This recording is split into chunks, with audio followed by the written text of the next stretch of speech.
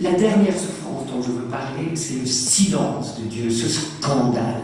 Je n'en dis qu'une phrase, mais elle est terrible. Je hurle vers toi, Seigneur, et tu ne réponds pas. Je me tiens devant toi, et ton regard me transperce, comme si j'étais transparent. C'est terrible cette phrase, et c'est tellement vrai. Je hurle vers toi et tu ne réponds pas. Il y a un prophète Habakkuk qui avait dit la même chose. Mais jusque à quand nous laisseras-tu crier, pleurer, gémir et tu ne bouges pas? Cette souffrance du silence de Dieu est terrible. Et je terminerai par les cris et la révolte que cela inspire à Job. Jusqu'à un point étonnant pour nous, Job, le croyant, ira jusqu'au blasphème. Et je n'ai pas oublié que ce livre fait partie de la Bible, qu'il est donc reconnu, même par mes frères juifs et par nous ensuite, comme inspiré par Dieu lui-même. Voilà qui est déculpabilisant quand même. Ce sera l'un des premiers acquis de ce livre. Pourquoi je dis qu'il va jusqu'au blasphème? Mon ami Job connaissait très bien les psaumes. La preuve, c'est qu'il les dit, mais en blasphémant.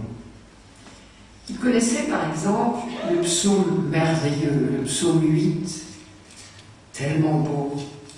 Ô Seigneur notre Dieu, qu'il est grand ton nom par toute la terre. Jusqu'aux cieux, ta splendeur est chantée par la bouche des enfants, des tout petits.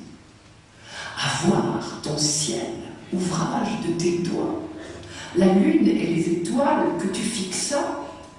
Qu'est-ce que l'homme pour que tu penses à lui? Qu'est-ce que le fils d'un homme pour que tu en prennes souci? Tu l'as voulu un peu moindre qu'un Dieu. Tu le couronnes de gloire et d'honneur. Donc un psaume d'émerveillement devant l'importance que Dieu nous accorde, devant la sollicitude qu'il nous manifeste. Ah, qu'est-ce qu'un homme? Moi je me sais tout petit et pourtant tu me traites comme un grand. Ça, c'est l'émerveillement du croyant en Israël, et nous suivons volontiers. Qu'est-ce que Job en a fait de ce texte? Un jour de plus grande douleur.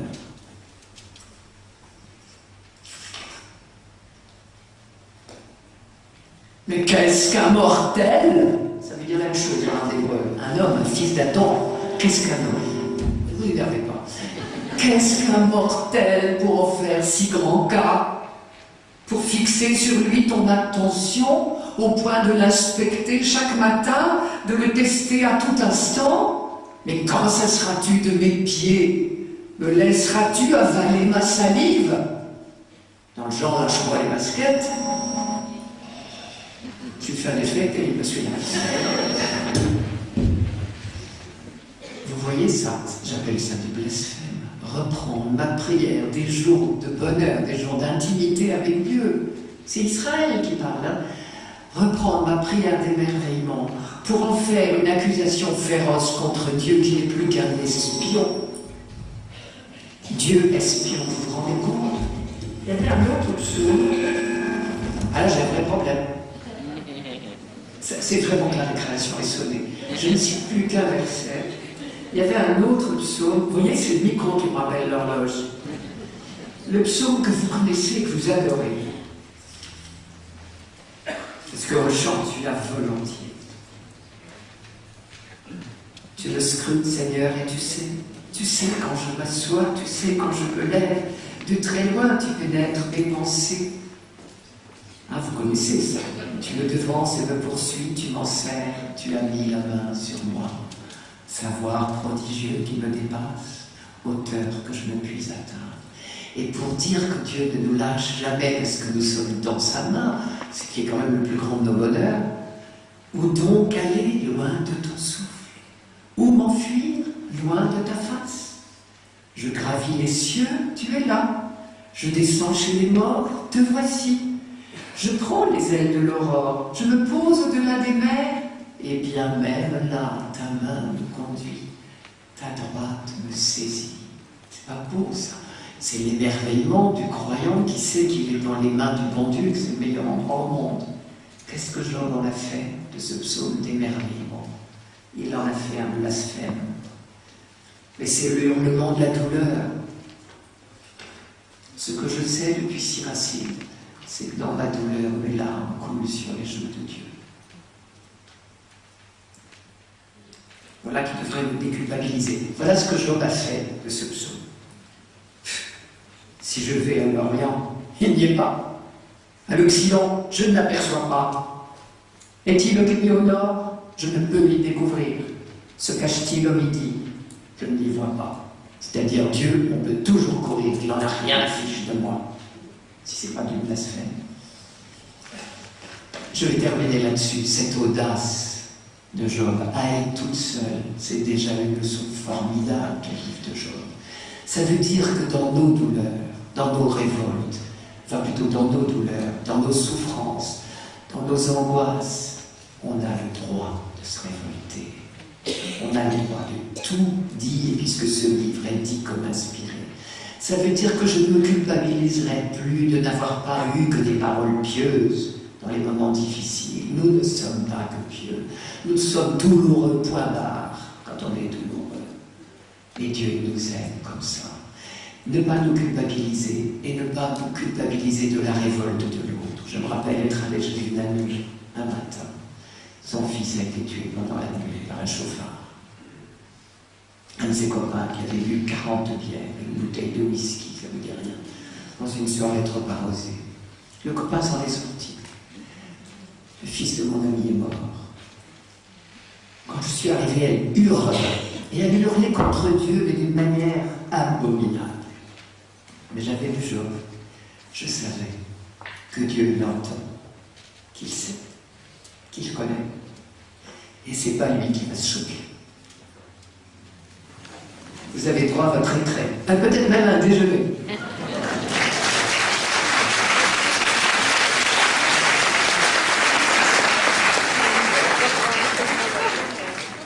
Si certains veulent relire les choses qui viennent d'être dites, c'était des extraits des chapitres 29, 30 et 31 du livre de Job.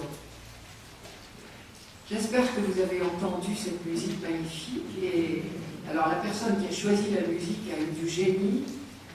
Il y a dans ce passage-là une phrase que je ne vous ai pas encore citée, mais dans ces chapitres-là, au chapitre 30, verset 31, il y a une phrase absolument admirable, d'une très grande poésie. C'est Job qui pleure encore et qui dit « Ma harpe s'accorde à la plainte et ma flûte à la voix des pleureurs. » Il faut reconnaître que cette musique était étonnamment bien ajustée, je trouve.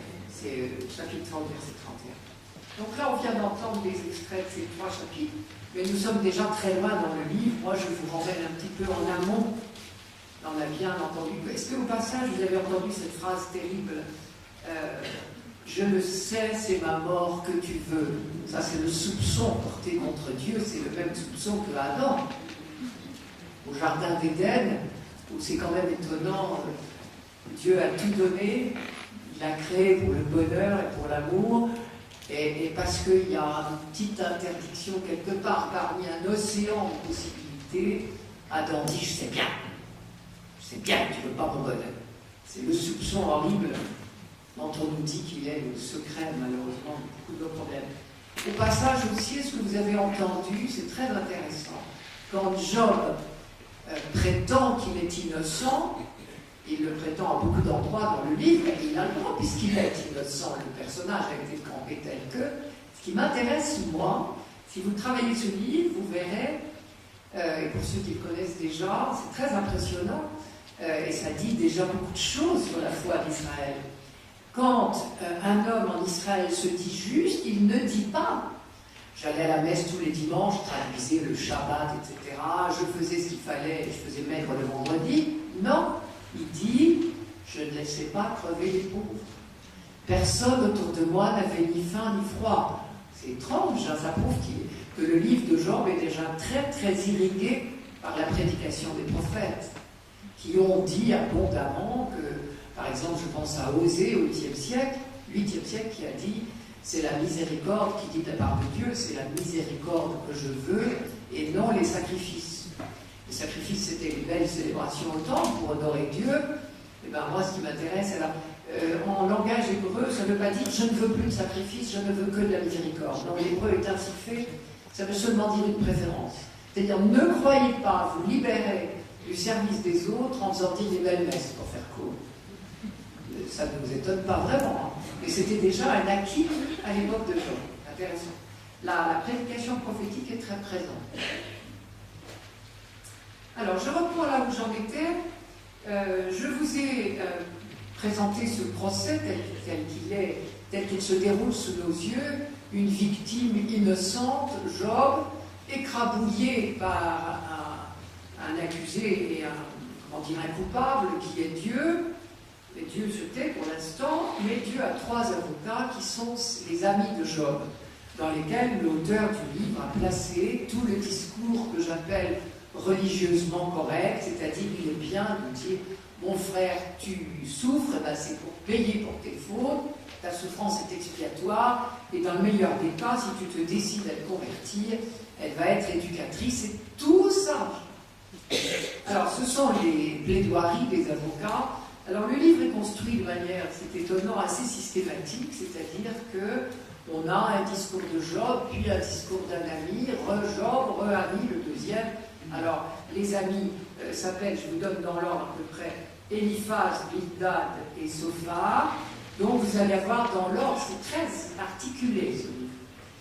Eliphaz parle, Job répond, Bildad parle, Job répond, Sophar parle, Job répond. Et on a comme ça des cycles de discours, mais finalement, je ne vais pas diviser ça. Les discours des amis sont très semblables, tous les 3.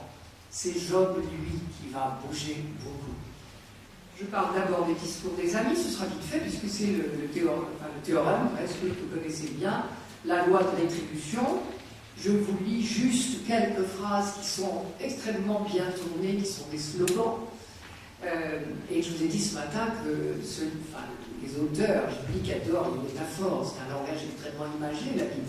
C'est ce qui me la rend un petit peu difficile quand même parfois. Par exemple, prenez une métaphore agricole. Alors vous imaginez devant un champ, et avec des semis et bientôt des moissons, et voilà ce que dit là les 3 amis. Les laboureurs de gâchis, les semeurs de misère en font eux-mêmes la moisson. C'est très beau comme slogan, hein, ça fait un proverbe ça. Mais vous entendez bien que ce n'est qu'une métaphore là. Le vrai sujet, c'est mon petit père, si tu souffres, c'est que tu payes. C'est normal. Tout ça est normal. Ça fait pas de mal quand on ne souffre pas de dire ça. Le jour où on change de côté, on commence à trouver que c'est bien cruel et forcément faux. Autre métaphore, vous prenez maintenant, vous regardez avec le printemps, c'est ravissant, enfin moi mes yeux de grand-mère s'émerveillent, on voit des jeunes femmes enceintes. Alors la métaphore de l'enfantement, et c'est le même thème. Qui conçoit la peine enfante le malheur, et son ventre mûrit la déception. C'est magnifiquement tourné, mais vous voyez la cruauté du proverbe en lui-même, c'est effrayant. Alors ça, ils ne vont pas se gêner, il y en a, mais des quantités. Je crois que ce n'est pas la peine que je développe, il y a des quantités de références là-dessus. Alors là où ça se corse encore, c'est que, bon, mon petit Job, moi, ton ami, je vois que tu souffres, donc je sais que tu as péché. Ah, tu te prétends innocent? Oh là là, c'est pire encore. Tu es pécheur doublement. Puisque tu es pécheur, la preuve c'est que tu souffres, et en plus tu te prétends innocent. En plus tu es un menteur. C'est terrifiant. Hein. Donc vous voyez, quand Job disait taisez-vous, taisez-vous, qui vous apprendra le silence, c'est la seule sagesse qui vous convienne, il avait raison. Alors, d'autre part, donc ça c'est le premier niveau de la souffrance envoyée par Dieu en punition des fautes, la souffrance expiatoire. Deuxième niveau, si tu écoutes cette leçon, si tu te réformes, alors mon petit père, tout s'arrangera et tu diras merci à Dieu. Tu lui diras merci parce qu'il t'a aidé à te convertir et tout va s'arranger, tu vas voir, ça va être génial. Alors je vous en lis quelques phrases. 5-17, je vous l'ai lu ce matin. Alors ceux qui veulent noter les références que je viens de dire, je vous demande pardon, je n'ai pas dit. 4-8, c'était les laboureurs de gâchis. 15-35, qui conçoit la peine enfante le malheur. Mais vous en trouverez des quantités d'autres. Si vous avez une Bible bien annotée, elle vous renvoie toujours de l'une sur l'autre. C'est très très bien fait. Hein. La Tob, et il y en a d'autres. Alors, souffrance éducatrice, je vous ai lu ce matin, mais je vous le fais réentendre parce que ça mérite ça. 5, 17, 18. Heureux l'homme que Dieu réprimande. Oui, bien sûr, petit. Ne dédaigne donc pas la semonce du puissant. C'est lui qui, en faisant souffrir, répare. Lui dont les mains, en brisant, guérissent. Je vous conseille de dire ça à quelqu'un qui est en plein dans le creux. Mais je peux vous en sortir quelques autres comme ça. C'est d'une cruauté sans pareil. Hein. Mais ça nous est arrivé de le dire, peut-être, ou de l'entendre. Si toi, tu recherches Dieu, si tu supplies le puissant, c'est un copain qui lui dit ça, évidemment. Si tu supplies le puissant, si tu es honnête et droit, sous-entendu, enfin, alors il veillera sur toi et il te restaurera dans ta justice. Et tes débuts, sous-entendu malheureux, auront été peu de choses à côté de ton avenir florissant. Pas charmant ces fleurs? Ça c'était Bilda, mais ils disent tous la même chose. Vous ne serez pas déçus du voyage. Toi, cette fois-ci ça va être Sophar, parce que j'ai pris un petit peu chez les trois. Toi, toujours toi mon ami Job, quand tu auras affermi ton jugement, c'est-à-dire ouvre les yeux sur tes péchés, quand tu auras affermi ton jugement, quand tu étendras vers lui, le Seigneur, les paumes de tes mains, s'il y a des méfaits dans tes mains, jette-les au loin, et que la perversité n'habite plus sous ta tente. Alors tu lèveras un front sans tache, purifié des scories, tu ne craindras plus. Tu ne penseras plus à ta peine, tu t'en souviendras comme d'une eau écoulée. La vie se lèvera, plus radieuse que midi. L'obscurité deviendra une aurore. Vous entendez Isaïe 58, la dernière. Tu seras sûr à ce moment-là qu'il existe une espérance. Et dans ton repos, nul n'osera te troubler, et beaucoup te caresseront le visage.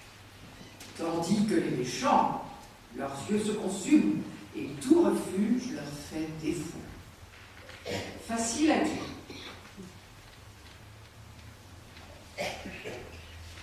Mais nous ne sommes pas toujours loin, hein, ces discours-là. Réconcilie-toi donc avec Dieu et fais la paix. Ainsi le bonheur te sera rendu.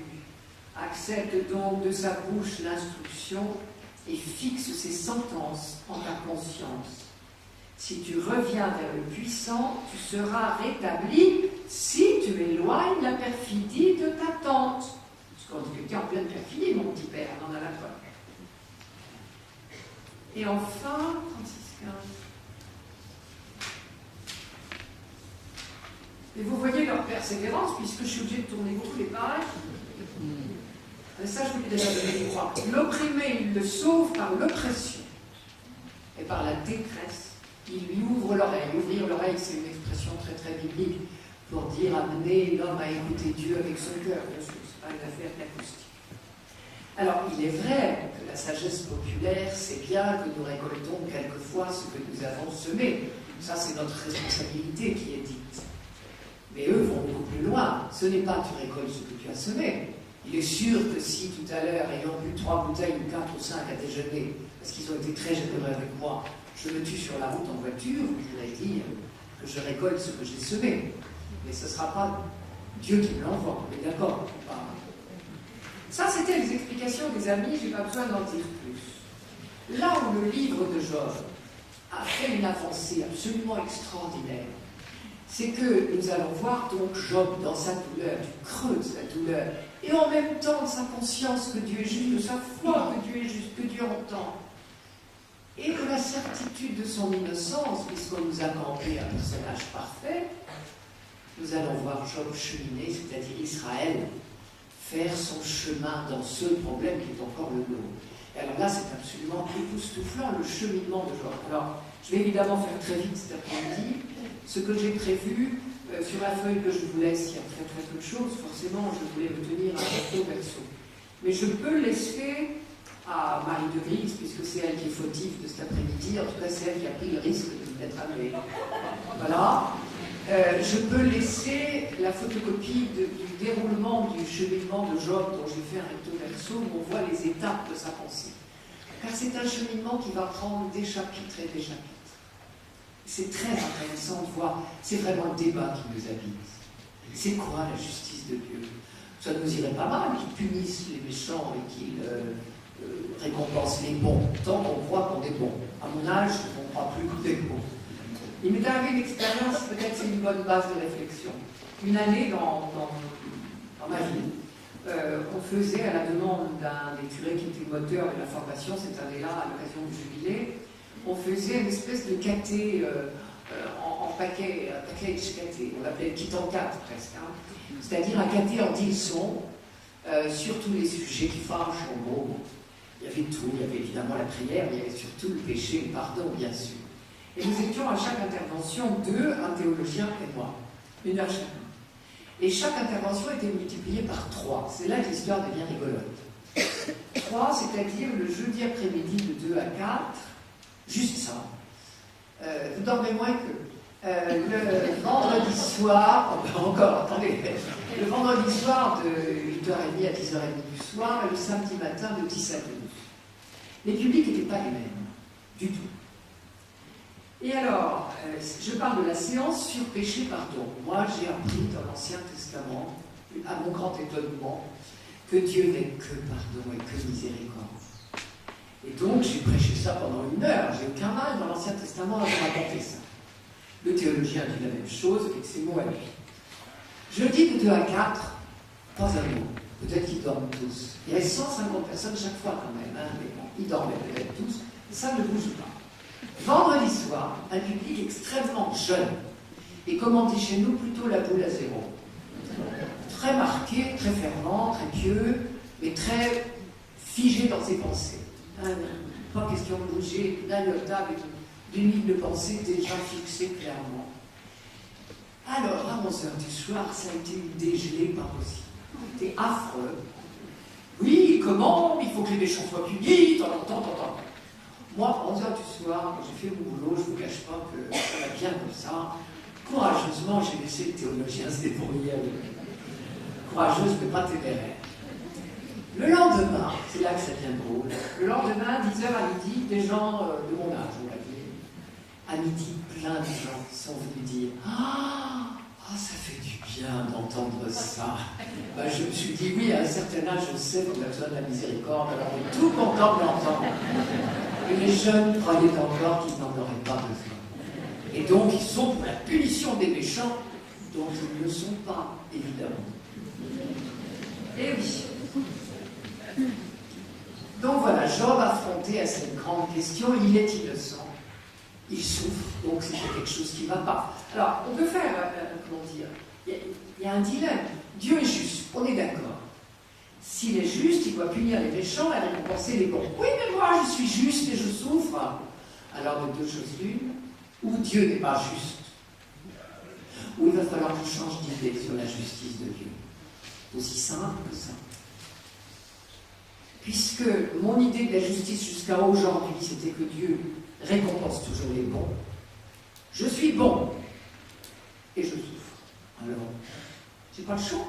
Il y a une alternative entre deux solutions. Ou Dieu n'est pas juste, il est horriblement injuste, ou bien il est juste et moi je me trompe sur la justice de Dieu. Et tout le débat du livre de Job tourne autour de ça, et vous allez voir Job cheminer là-dedans. Et c'est assez impressionnant. Alors moi, je vois 3 étapes. Je vais mettre ça sur votre feuille, juste les étapes qui ont été plus loin. Voilà. Une première étape, Job est dans la logique de rétribution jusqu'au bout. Comme tout le monde. C'est normal, et le livre part de là. Il est dans la logique de rétribution, c'est-à-dire, puisque je suis juste, je dois être heureux. C'est facile. Ouais, mais je constate que je ne suis pas heureux. Mais il est toujours dans la logique de rétribution, donc il y a une tempête sur son crâne, il n'arrête pas de dire, enfin, je ne comprends pas.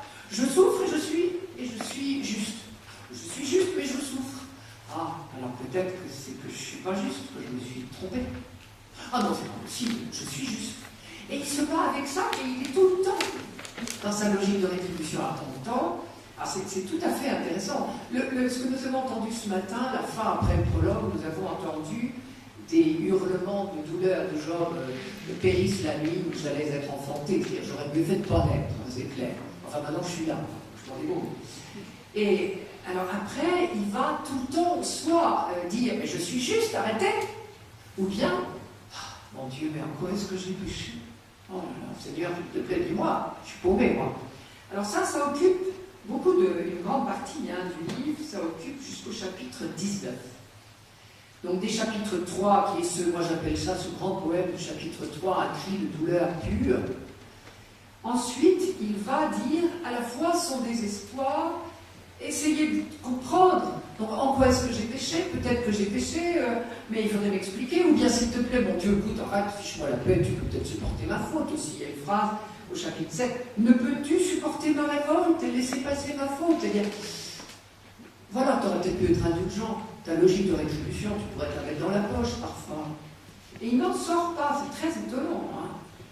Alors, par moment, il va carrément, déjà là, dire, je vous cite une phrase du chapitre 9, où il commence à dire, oh, attendez, moi j'en connais, des mécréants, des injustes, pour qui tout va très bien. Ou bien, quand il y a un malheur, que ce soit le tsunami ou ce que vous voudrez, quand il y a un malheur, les justes et les méchants, tout le monde y passe, non? Et ce qui fait la différence, au chapitre 9, l'innocent, comme le scélérat, Dieu l'anéantit. Quand un fléau jette soudain la mort, de la détresse des hommes intègres, il se gausse. Finalement, Dieu ne fait pas la différence. Alors après, il se reprend. Ouh là là, il met la main sur sa bouche, il dit, vous voyez, qu'est-ce que j'ai osé dire, et il repart dans le religieusement correct. C'est passionnant à lire, vous ne privez pas de ça. Vous aurez l'alternance donc des poèmes, des amis, et puis Job répond, etc. Mais Job suit sa ligne de pensée qui est une espèce de... C'est la trajectoire qui est en train de bouger grâce à ce livre. La raison humaine affrontée à cette incompatibilité totale. Si votre foutue logique de rétribution marche, alors comment ça se fait que moi je souffre? C'est aussi bête que ça. Et alors, il donne ses coups de boutoir. Et puis toujours, il revient dans le droit chemin, parce que c'est pas possible, on ne peut pas dire que Dieu n'est pas juste. Et on n'ose pas encore sortir du religieusement correct. Voilà. Alors, à un autre moment, juste après avoir dit ça, vous voyez cette phrase qui est quand même un coup de boutoir dans la logique de rétribution. Finalement, Dieu s'en fiche, il traite les innocents et les scélérats de la même manière. Alors il revient et dit, oh, il faut croire que je suis coupable. Et là, ça continue. Tu sais que je ne suis pas coupable. Ou bien, il y a un moment où il dit au chapitre 10, oh, écoute, je ne sais plus, moi. Est-ce que je suis coupable? Est-ce que je suis juste? Je ne sais pas. Alors, il va se bagarrer comme ça. Et puis, peu à peu, les coups de boutoir dans la logique de rétribution vont se multiplier. Alors, je vous cite des passages du chapitre 12. Depuis le chapitre 3, vous voyez, puis 7, puis 9, j'ai avancé. C'est-à-dire que j'ai osé, moi, Job, dire, écoutez, votre histoire, ça ne tient pas debout, ça ne tient pas la route. Mais en même temps, quand même, il est très, très gêné. Alors, au chapitre 12, tout d'un coup, là, ça se corse. Il va avoir plusieurs phrases très, très, très sévères.